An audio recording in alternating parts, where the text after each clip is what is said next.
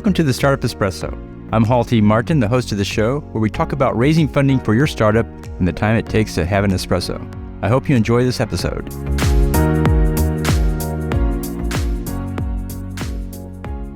Hello, this is Hall T. Martin with the Startup Funding Espresso, your daily shot of startup funding and investing.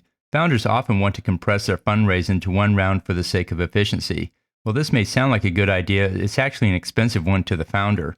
Raising too much money in the early stages will cost the founder an equity dilution. The valuation of the startup is low at the beginning and will rise with more products built and revenue generated. Raise a small amount up front to get the business going, such as $250K. If you try to raise less than $250K, most angels and venture capitalists will not consider this enough to build something meaningful.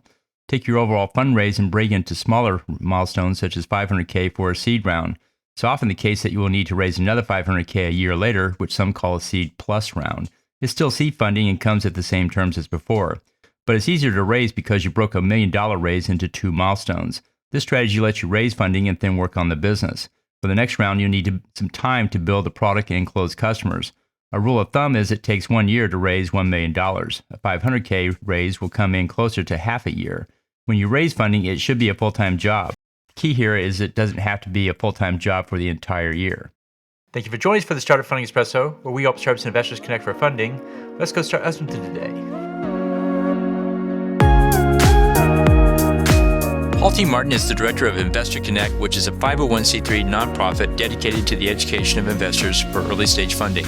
All opinions expressed by Hall and podcast guests are solely their own opinions and do not reflect the opinion of Investor Connect. This podcast is for informational purposes only and should not be relied upon as a basis for investment decisions.